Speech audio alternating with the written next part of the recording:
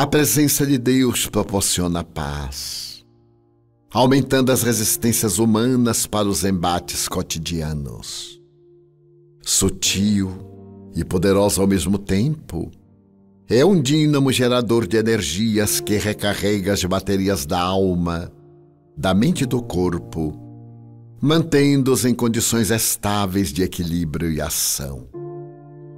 Como a enfermidade resulta de desequilíbrios nos campos moleculares, responsáveis pela harmonia funcional das células, a saúde se estabelece quando a corrente divina passa com regularidade pelo sistema de ação aglutinadora dessas partículas de vital importância. Com ele o temor desaparece, oferecendo lugar à coragem, que expressa bem-estar e segurança íntima. A evocação de Deus expulsa as preocupações e a insegurança, surgindo a serenidade e a confiança. A presença de Deus anula as recordações deprimentes e perniciosas, que se clarificam com as esperanças de felicidade. Em Deus encontras a luz para discernires com acerto, pensando corretamente, falando com sabedoria e agindo com precisão. Ante Deus, tudo é possível. A saúde de alguém, o êxito, as tuas necessidades são convenientemente atendidos porque Deus é o poder. Assim, quando hajas feito o máximo ao teu alcance e os resultados não sejam conforme esperavas, não te exasperes e aguarda um pouco mais. Este não era o momento. E se houvesses logrado o êxito, isto não te seria conveniente. Permite, pois, que se faça a vontade de Deus e não desanimes jamais.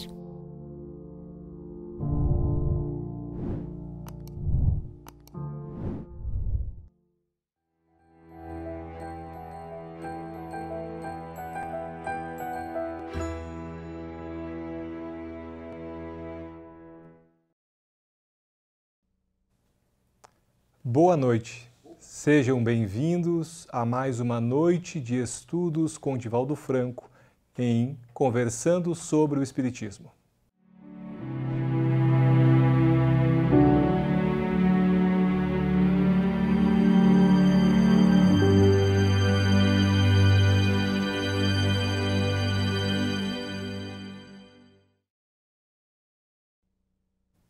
Para darmos início aos nossos trabalhos da noite, convidamos a nossa irmã Solange para elevar os nossos pensamentos em prece.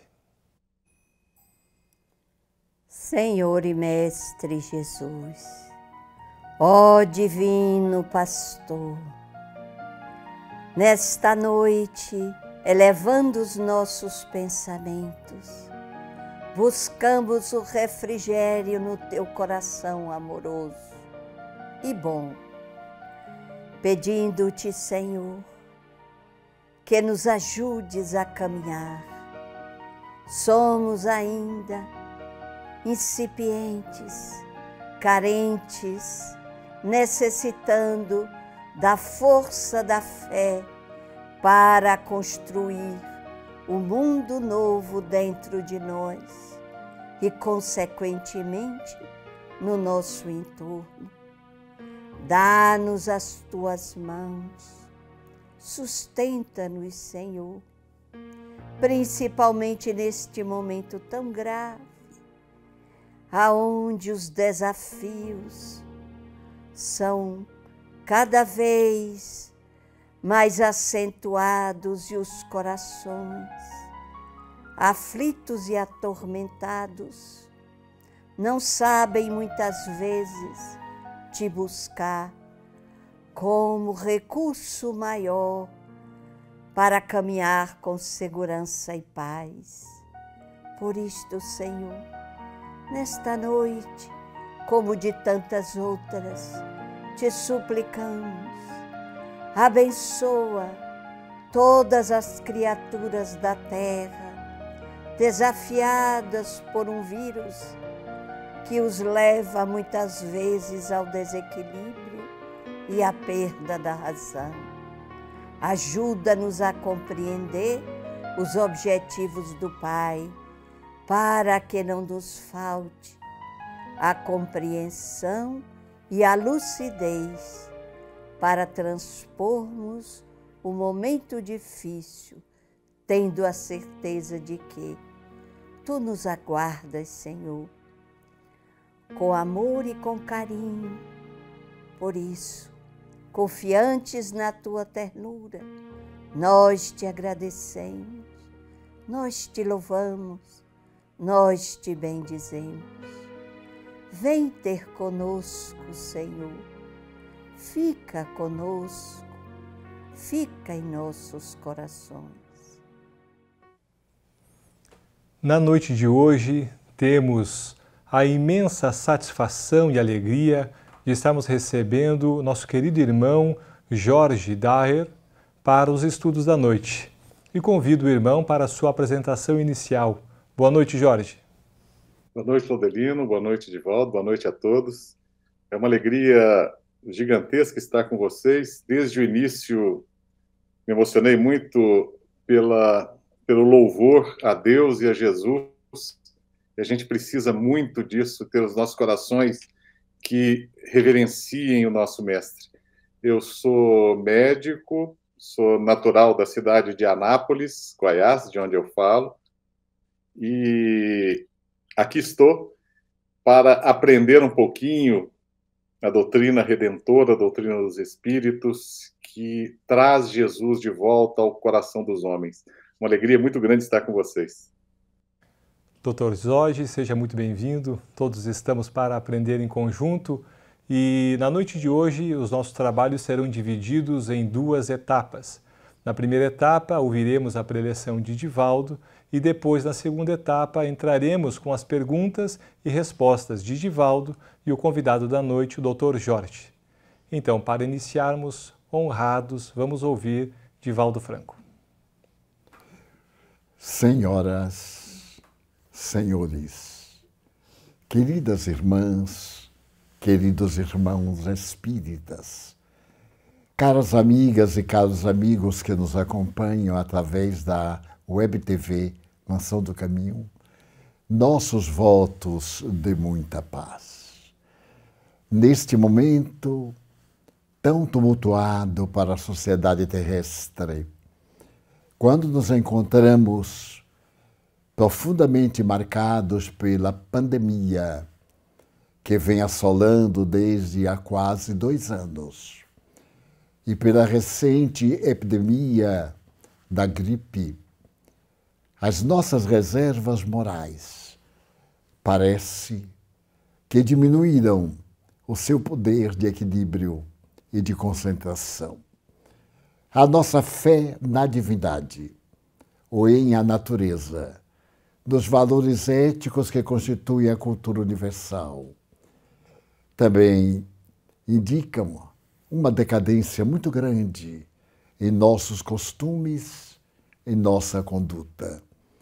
O homem que alcançou as estrelas e que repousa máquinas neste momento em Marte e avança na busca de outro sistema solar, não conseguiu controlar um vírus que se espera nos próximos 15, 40 dias contaminar mais da metade da Europa. Já o conseguiu, como nos Estados Unidos, com estatísticas alarmantes. Felizmente, a velocidade da contaminação não se faz acompanhada do falecimento do indivíduo, porque as vacinas contribuem eficazmente para diminuir a terrível letalidade dessa peste que nos faz recordar os dias medievais. Encontramos o homem e a mulher modernos, traumatizados, sem esperança, como se afinal a morte fosse o fim de tudo que existe. Bem, é uma fatalidade.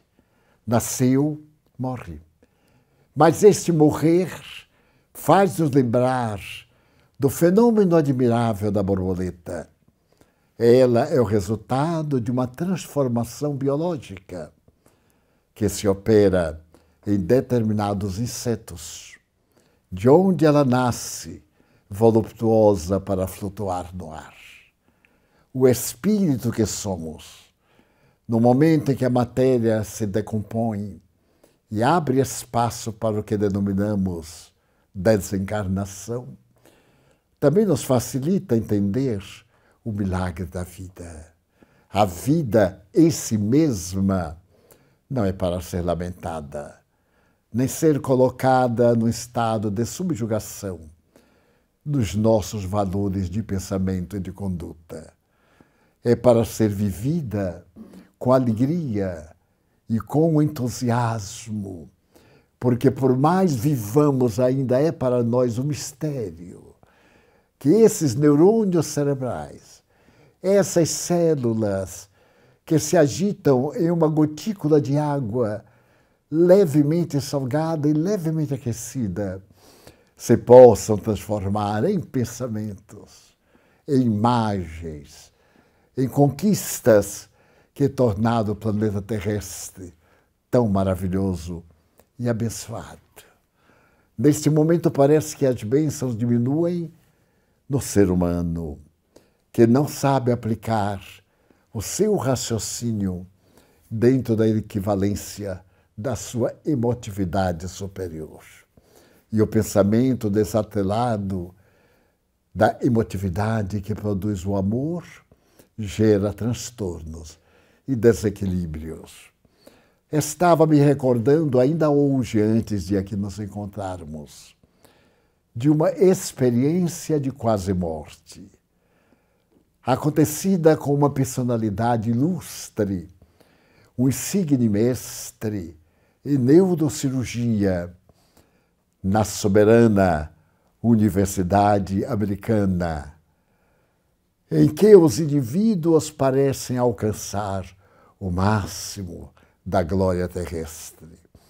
Desejo referir-me ao Dr. Eben, um homem extraordinário que se dedicava a salvar vidas, arrancando os dramas cerebrais para libertar o pensamento e a emoção.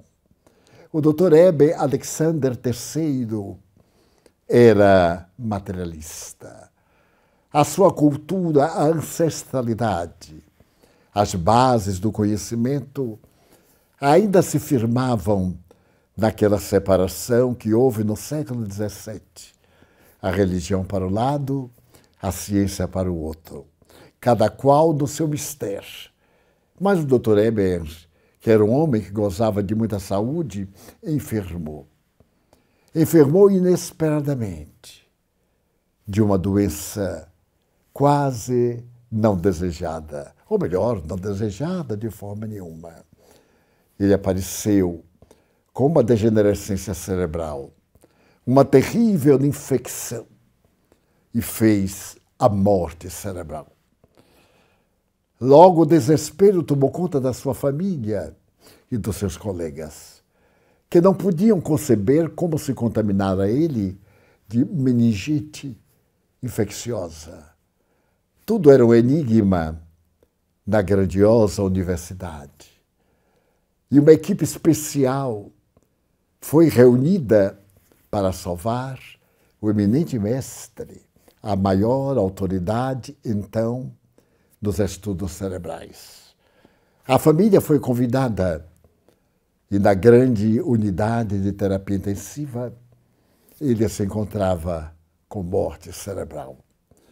Faltava que o tronco cerebral parasse para que os tecidos entrassem em degenerescência. Mas sendo a sua família muito devotada à fé religiosa, sua esposa, sua mãe, vieram para o hospital e ali ficaram orando Pediram pelas redes sociais que as pessoas orassem pelo eminente pai, pelo homem generoso e sábio, dedicado total e exclusivamente ao bem. 3 dias, 7 dias. Era o momento máximo. Os médicos concluíram que deixarem naquela situação, vivendo sob aparelhos, era uma vida vegetativa, automática, sem alma, sem razão, somente respirar e viver de uma maneira arbitrária. Resolveram desligar os aparelhos. E a esposa, desesperada e confiante em Deus, pediu um prazo mais até o dia seguinte. Não era pedir muito. Seu filho, que estudava em uma outra universidade, foi convocado e veio desesperado. E ali, chorando, suplicou a Deus misericórdia e apoio.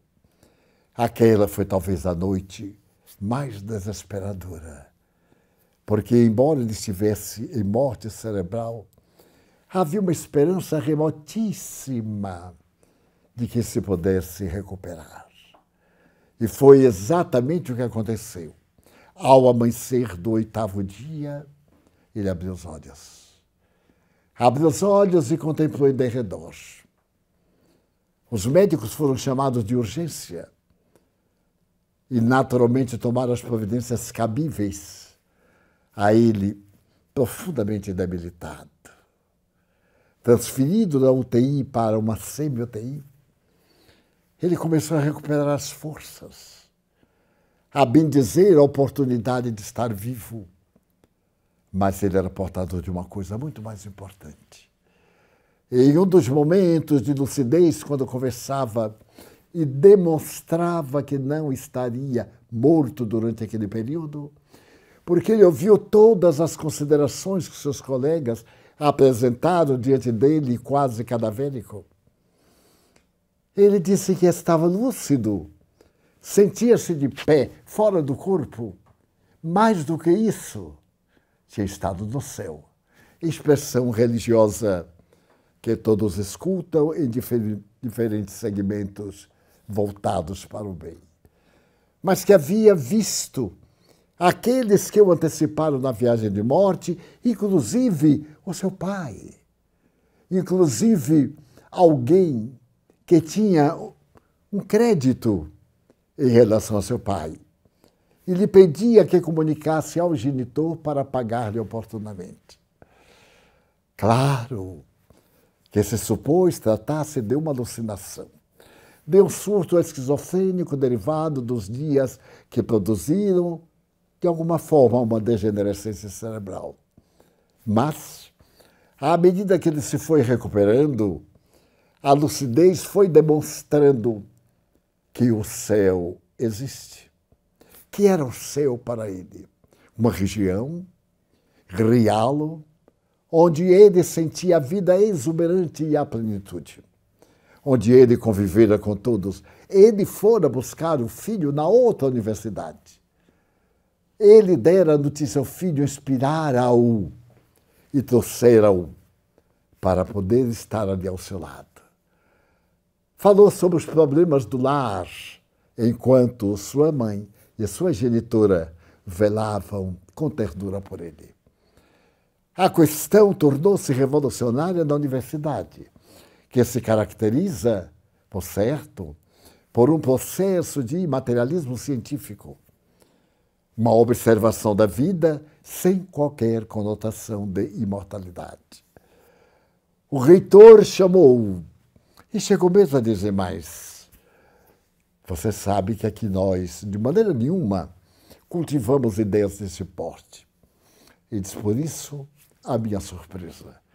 Porque até antes do meu quase morte, eu também era assim, mas como posso fazer? Eu estive em um lugar fantástico, onde eu soube que era o meu destino final. Eu estive ao lado de todos os meus colegas e sei tudo quanto ocorreu durante aquele período. Não se tratam de sequelas de medicamentos, de efeitos hipnológicos. Era real. O homem que estava aparentemente morto era meu corpo, porque eu estava plenamente vivo. E algumas providências que se tomavam, eu não concordava. Na minha condição de neurocirurgião, eu sabia que aquelas providências não eram suficientes para que os meus neurônios voltassem às suas sinapses. A verdade é que, sem mais detenção, ele escreveu o livro O Céu Existe, que se encontra traduzido ao português e que eu tive a oportunidade de ler. Mas isso não bastou ao notável cirurgião. Mais tarde, tocado pela beleza da imortalidade, pela alegria imensa de que nós viveremos indestutivelmente, ele escreveu um outro livro, O Mapa do Céu, que, ao tempo que eu li o primeiro, se aguardava com muita expectativa. E não sei se está traduzido ao português. Mas o importante é que, a partir daquele momento, este sábio pela inteligência tornou-se sábio pelo sentimento. A certeza da imortalidade dulcificou-lhe a alma generosa que já se dedicava às experiências de pesquisa em torno da vida. Essa questão palpitante traz a declaração absolutamente idealista de um homem que viveu uma realidade e teve coragem de enfrentar a insigne Universidade de Harvard para poder dizer que a vida continua. E a mim me proporcionou uma alegria imensa, porque o Espiritismo, antes do doutor Eben, já havia descrito, através das mediunidades do país e do exterior, a respeito do céu, da vida, além do corpo. Por intermédio de um sacerdote inglês no século pré-passado, ele nos escreveu em torno do mundo espiritual. Logo depois, uma outra extraordinária médium falou da sua vida no País das Sombras.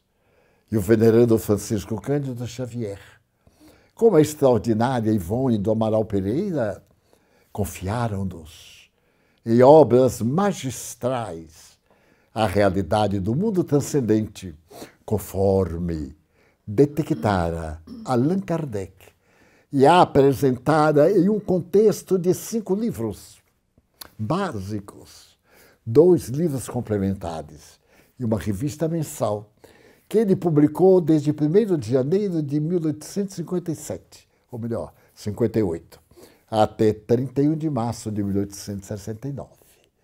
A revista Espírita. O fascinante é que a verdade se manifesta com variadas tonalidades, mas a mesma essência. Tudo quanto Allan Kardec descreve no livro Céu e o Inferno, nós constatamos 2 vezes por semana em nossas reuniões mediúnicas, conforme a orientação da doutrina espírita. Mas não apenas em nossa casa, em toda parte onde se comunicam os espíritos, a realidade é absolutamente a mesma. Cabe-nos, entretanto, parar para meditar e aplicar essa certeza de que nós estamos numa vida transitória. Aqui na Terra tudo é passageiro, tudo. Só não é o amor, até o ódio é o amor que enlouqueceu. O ódio é o amor que enlouqueceu. O ciúme é o amor que ficou doente. O amor é a alma de Deus no coração da gente. Então, nesses dias tumultuosos, em que as expectativas se nos apresentam muito trevosas, e em que os nossos sentimentos, amarrotados pela desconfiança e pela angústia, convidam-nos a loucura do prazer para que a consumpção do nosso corpo seja mais rápida, a certeza de que viveremos e colheremos a sementeira das nossas ações. O mais fascinante é que, segundo Jesus, ao terceiro dia, pedindo a Maria de Magdala que eu não tocasse porque ele ainda não estivera com Deus, as suas notícias durante aqueles dias post-mortem, daquela que seria uma morte quase que ele tivera na cruz, a sua ressurreição gloriosa foi a base histórica da humanidade para poder falar da santificação do Espírito na sua trajetória em busca da plenitude. Por volta de 1975, também eu experimentei fenômeno equivalente de quase morte e encontrei a minha mãe esperando por mim e sorrindo, informando-me que eu estava chegando pelo veículo trazido pelas tradições gregas na barca de Caronte, atravessando o rio Estígies, mas não trazia moeda na boca. A moeda estava nos meus atos. Nunca me esquecerei de que ele perguntei assim: mãe, eu já estou morto? E ela disse: quase. Os guias estão pensando se você volta ou não. E eu disse: mãe, vá depressa interceder para que eu possa voltar. E então, quando ela voltou, me disse: eles lhe concedem um prazo, meu filho. Volte e aproveite a hora. Aproveite o tempo, a bênção que Deus lhe vai oferecer. E eu despertei. Fui levado ao nobre cardiologista de nossa cidade. Ele me fez as experiências do cateterismo, comprovou a área afetada e começou a medicar-me. Então eu passei a experimentar uma fraqueza orgânica. E, curiosamente, naquela noite que eu voltei do seu consultório, era dia de reunião mediúnica em nossa casa. E eu estava deitado, muito debilitado. Quando, 10 minutos mais ou menos antes da reunião, apareceu o meu espírito guia, Joana de Ângeles. E então ela me perguntou: tudo bem? E eu respondi mentalmente: que absurdo. Ela é meu guia e não sabe que eu estou gravemente afetado por um problema terrível. Então eu disse: minha irmã, não está tudo bem. Eu estou 95% morto. Fiz um pouquinho de teatro. E ela respondeu: e qual é o problema? Você não está falando comigo que estou 100% morta? Levante-se e vamos trabalhar. A ociosidade é criminosa. Já vou para a sessão. E saiu. A nossa reunião mediúnica era aqui mesmo, em um edifício a 200 metros no máximo. Então eu chamei um dos meus filhos, pedi para que me levasse à reunião.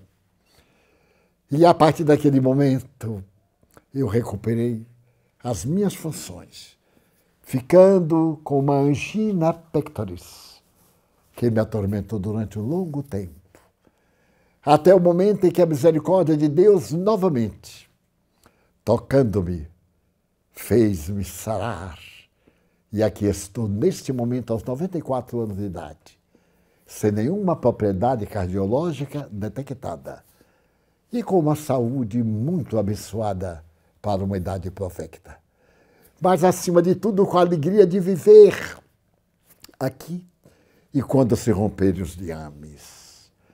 A lagarta rastejante irá parar no galho de uma árvore da vida e, através de movimentos rítmicos, sairá a borboleta na direção da vida gloriosa. Não se permita desanimar. Não deixe que a maldade dos maus lhe infecte. Você está vivo. E isto é uma bênção. Aproveite-a. Procure retirar os valores mais belos da sua alma.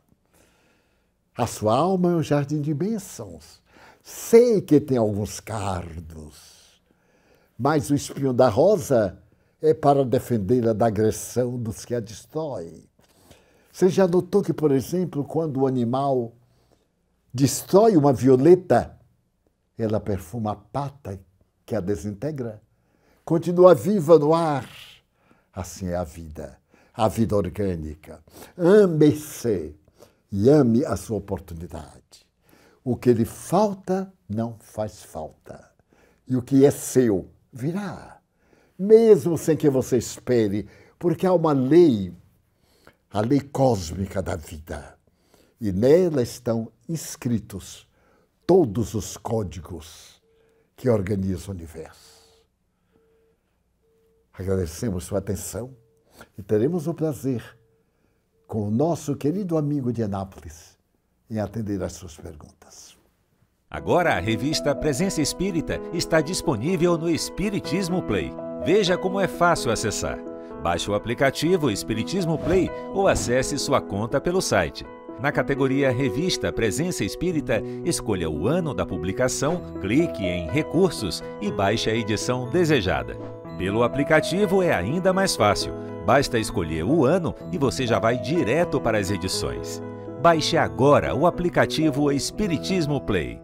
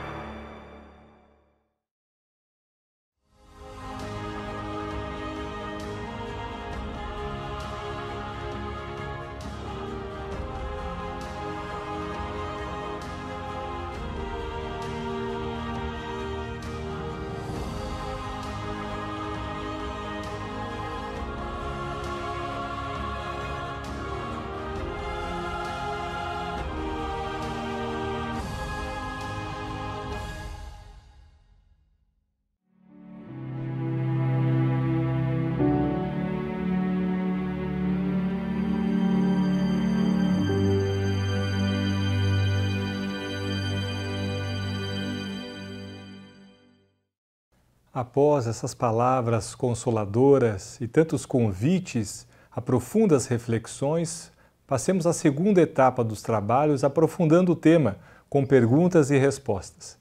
Vamos começar contigo, Jorge, uma pergunta de Francisco, que nos diz o seguinte: uma pessoa com grave problema de saúde que busca submeter-se a procedimento cirúrgico, desaconselhado pelos médicos devido a um alto risco de morte, estaria indo contra as leis divinas e colocando em risco a própria vida? Então, Francisco, uma pergunta complexa. Eu tive recentemente a experiência de um colega médico que tinha um grave aneurisma de aorta no abdômen e o médico disse a ele: olha, a chance de você morrer na cirurgia é superior a 90%. E ele perguntou: e qual a chance de eu sobreviver se eu não operar? O médico disse: superior a 90%. Ele, então, optou por operar, mesmo sabendo que poderia desencarnar. Acabou desencarnando. Casos como esse, que eu pego como exemplo, do José Roberto, ele me chamou a atenção pela coragem, porque ele tinha duas opções: ou desencarnar ou desencarnar. Ele desencarnou tentando. Se o médico recomenda que um procedimento não seja feito pelo risco que o procedimento traz, é porque a não realização desse procedimento pode preservar sua vida no corpo por um tempo maior. Então, ouvir o médico, mas principalmente ouvir o que seu coração diz, né? A gente muitas vezes perde a conexão conosco mesmo, né? E a gente ouve muito as vozes exteriores e a gente esquece de ouvir aquela voz interior, que o padre Henri Nouwen falava, que é a voz de Deus que repete continuamente: esse é o meu filho bem-amado, sobre ele deposito os meus favores. Se a gente continuar escutando essa voz, nós teremos sabedoria para decidir e fazer a melhor opção. Muito obrigado. Divaldo, uma pergunta que chegou da Neiva. Pede o seguinte: videntes têm condições de adivinhar o futuro do planeta Terra? Em absoluto. Essa questão dessas adivinhações de fim de ano são respeitáveis, mas são malabarismos que não têm fundamento científico. O médium vidente é aquele que vê os espíritos, que tem uma segunda vista. E esta segunda vista dificilmente traz os acontecimentos do futuro. Ele pode ter uma intuição de algumas coisas que irão acontecer, mas o bom tom, o bom senso, faz que essa tese de profetismo barato, ameaçador, porquanto todas essas manifestações do futuro são de natureza trágica. Porque se não consegue captar as grandes conquistas da inteligência, dos cientistas, os momentos gloriosos da solidariedade, como não se pode captar que os dias do amanhã serão melhores do que hoje? O planeta está evoluindo para mundo de regeneração. Já foi mundo primitivo, hoje é mundo de provas. As considerações em torno da vida serão mais amplas. Por que não se pôde prever esta revolução da comunicação cibernética? Entretanto, um dos nobres espíritos deu uma comunicação espírita na sede da Federação Espírita Brasileira, anunciando o nascer da aviação, informando que tinha permissão de trazer notícias que rejuvenescessem a alma. Isto assim, o médium não era vidente, era de psicofonia, de incorporação. Então, que nós apliquemos a nossa evidência, se de verdade a temos, é olhar o lado edificante da vida e o lado sombrio que nós procuremos iluminar. A doutrina de Jesus nunca apresenta dados desanimadores. No sermão profético que ele profere através de Marcos, número 13, 134, é uma advertência, mas uma advertência séria, que se confirmaram as predições através dos séculos, inclusive o que está acontecendo agora. Então, vamos edificar através de um sexto sentido que dignifique a criatura humana. Muito obrigado. Jorge, uma pergunta do Júnior, que nos pede o seguinte: como podemos nos afastar das amizades que não nos fazem bem, sem que haja o ressentimento? Se a amizade não te faz bem, por que o medo do ressentimento, Júnior? É como o Divaldo disse, será que é tanto amor ao lado sombrio da personalidade? Se não te faz bem, é melhor procurar o caminho reto, por mais ressentimento que gere. E que esse ressentimento possa ser a base da mudança do outro, se o outro está no caminho ruim. Então, cuide-se e busque o melhor caminho, o caminho da saúde espiritual, que é muito mais importante do que o prazer que determinadas amizades geram. É um prazer transitório e que pode arruinar a sua vida. Muito bem.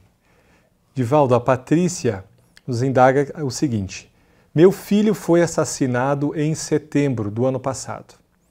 Sinto a sua falta e choro muitas vezes. Não consigo controlar. Eu gostaria de saber se eu estou o prejudicando ao chorar tanto. Se o seu choro é o fruto da saudade de uma mãe que sente a ausência física do filho, como pode prejudicar? Eu digo aos meus amigos, se quando eu morrer ninguém chorar, eu digo, meu Deus, eu era uma peste. Todo mundo ficou contente.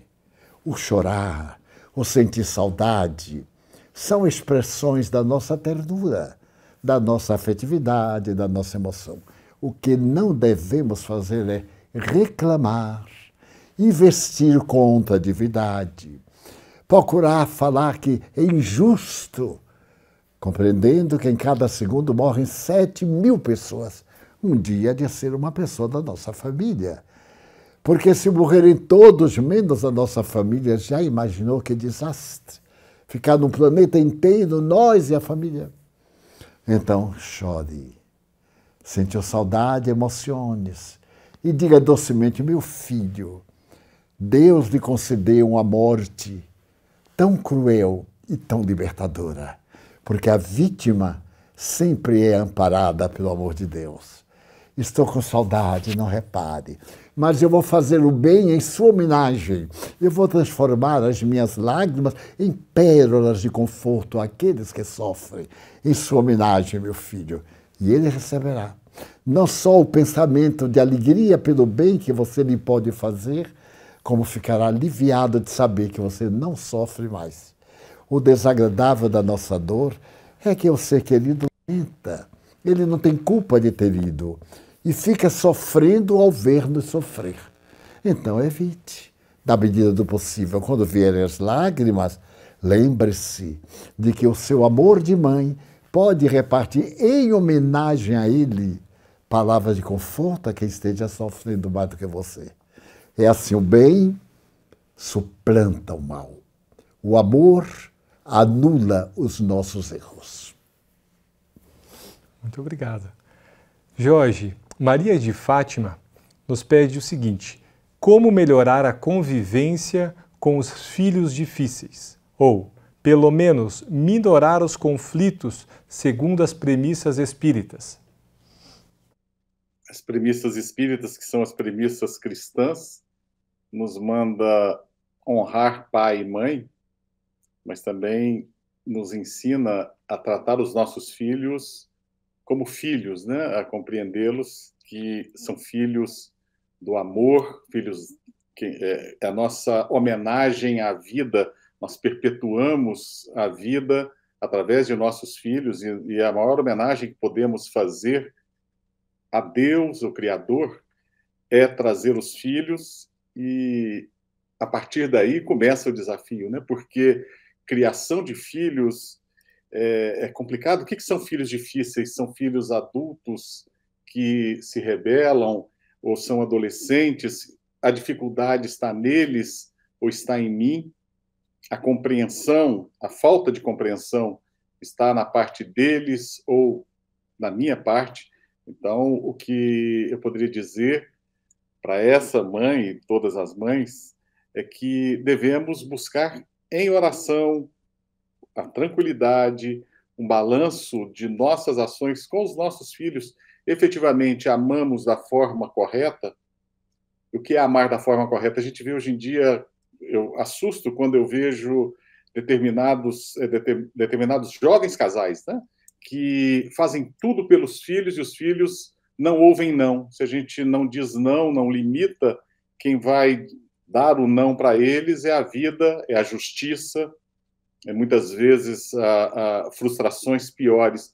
E pela frustração a gente aprende a pensar, a ser criativo.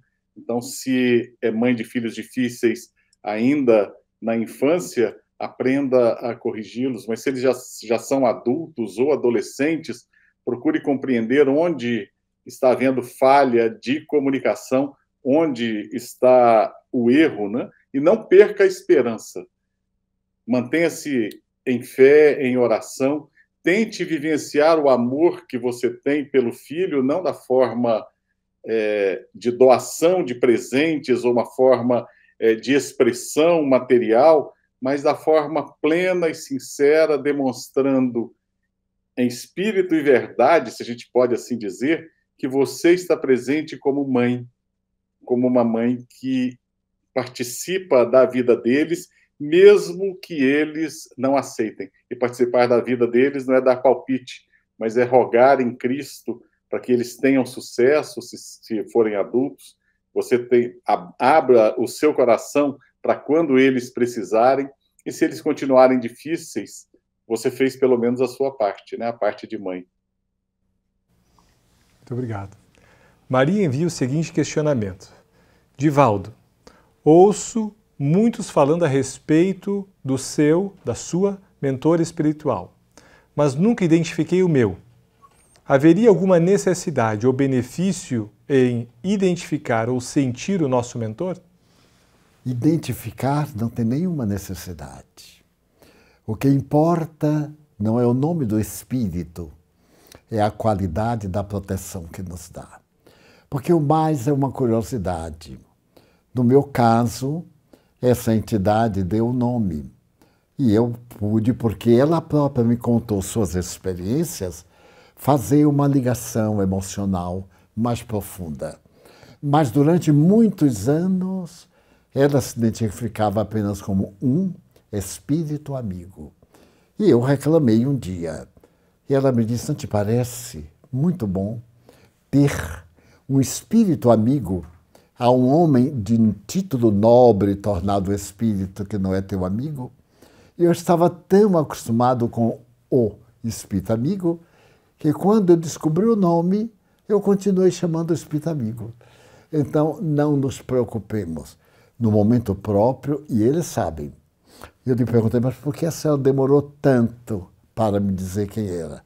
Porque você não tinha condições espirituais, não tinha maturidade psicológica, ia falar aqui, falar ali, transformar numa questão fútil, um debate de quem que tem o guia maior.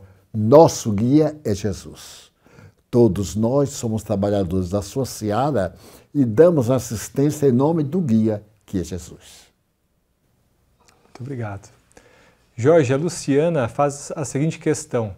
Como descobrir a real vocação da minha vida? Luciana, primeiro ponto é dissociar vocação daquilo que irá te dar prazer. Porque quando estamos exercendo a nossa real vocação, muitas vezes nós sofremos muito. Isso me lembra Edith Stein, que era filósofa, assistente de Russell na universidade, e ela estava com a vida interiormente vazia. A Alemanha passava por um período difícil, período da Primeira Guerra Mundial, e recebendo alguns amigos, ela não sabe de onde caiu um livro sobre a cabeça dela, e de onde veio esse livro? Era a vida de Santa Teresa d'Ávila. Ela leu em uma sentada naquela noite a biografia de Santa Teresa d'Ávila. A vida dela se completou, ou a vida dela se modificou, porque ela descobriu a real vocação. Ela, de família judaica, havia se afastado completamente da religião, se torna católica, freira carmelita, e quando, da Segunda Guerra, o exército alemão passa a perseguir os judeus e perseguiu também os religiosos, e o convento em que ela vivia, em Colônia, foi invadido, e ela sofreu barbaridades nas mãos dos invasores da SS nazista. Ela foi mandada para o campo de Auschwitz, onde acabou desencarnando, e durante todo o seu período no campo de concentração, ela serviu o próximo, os seus conterrâneos e os judeus ali presentes, os de outras denominações e etnias, e também o próprio opressor. Serviu de coração aberto. Ela encontrou a própria vocação. O mesmo Viktor Frankl. Viktor Frankl encontra a sua vocação ouvindo quem sofria nos campos de concentração. Então, para encontrar a real vocação, a gente tem que ouvir a nossa voz interior. Para que eu vim no mundo? Qual o meu objetivo no mundo? E a gente, ouvindo essa voz interior, a vocativa, o que nos chama, certamente nós vamos encontrar a nossa real vocação. Não espere da vocação real um meio em que você vai se tornar rica, poderosa e ter prazer em tudo. Muitas vezes a nossa real vocação nos faz sofrer um bocado, viu? Mas se encontrar, você está no caminho certo. Você está com as portas abertas para poder amar e servir o próximo de uma forma muito bonita. Obrigado. Divaldo, Ruth gostaria de saber se os sintomas da mediunidade em crianças podem ser confundidos com os sintomas de transtornos mentais e se a medicação poderia ajudar nestes casos.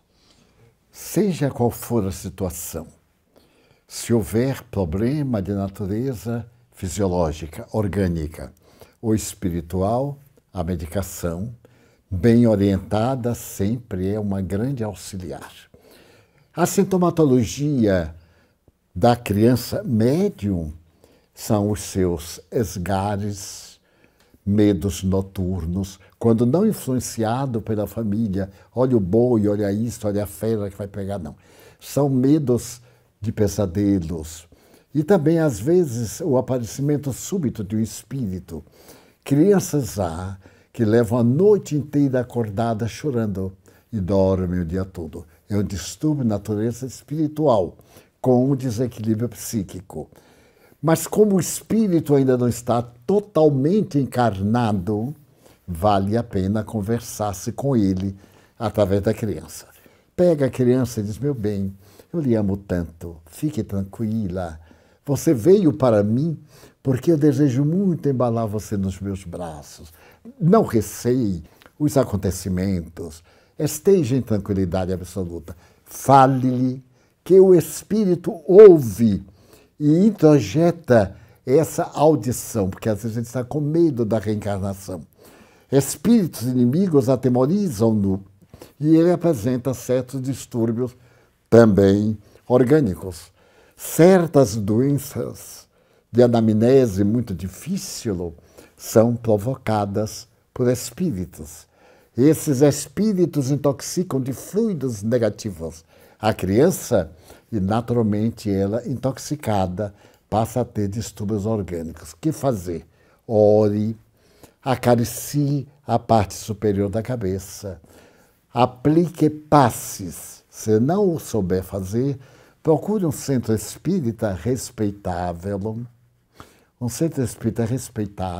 que não cobre, que não tenha tabus cerimoniais, que não mande vestir roupa branca, nem preta, nem roxa, onde se faça um estudo sério com Jesus e Allan Kardec, e ela se recuperará. À medida que vai crescendo, quando chegar aos 4, 5 anos, essa sintomatologia vai se dar lugar à personalidade real da criança, que se completa aos 7 anos. Jorge, o Tatá gostaria de saber o seguinte: a ansiedade vista na sociedade de forma tão generalizada e doentia pode estar relacionado às encarnações pretéritas não bem vividas e acabamos reencarnando com o espírito doente? Então, Tatá, estima-se que a ansiedade afeta 11% da população. O transtorno de ansiedade, né? E é algo que também rende alguns bilhões de dólares em venda de medicamentos. Só que a gente tem que analisar alguns fatores. A Terra, de 1950 até hoje, dobrou a população. Em 1950 eram 3,5 bilhões de habitantes. Hoje nós somos quase 8 bilhões. E isso me remete a 2 comunicações de Dr. Bezerra de Menezes em reuniões do Conselho Federativo Nacional. Uma de 1965, através do Júlio César Grande Ribeiro, Julinho, em que a comunicação dizia, pelo nosso querido Dr. Bezerra, o Dr. Bezerra dizia que espíritos entrando em desespero por estarem já sem mais como terem oportunidades de melhorarem e permanecerem no planeta, que já estava em franco processo de transição, eles se grudavam, ou se juntavam, ou perturbavam os encarnados para ou exercerem sobre eles a perturbação pelo prazer de perturbarem, ou, pela inveja, impedir que outros permanecessem no planeta, cumprissem o papel deles. A outra, através de Divaldo, está no livro Compromissos Iluminativos, em que Dr. Bezerra fala que constantemente leva os dirigentes do movimento espírita para refletirem e reajustarem os rumos, porque acabavam saindo um pouquinho fora dos compromissos. Ou seja, como seres humanos, nós vivemos em um planeta que está habitado, não na sua plenitude, a Terra ainda tem capacidade para um número possivelmente 10 vezes maior de habitantes.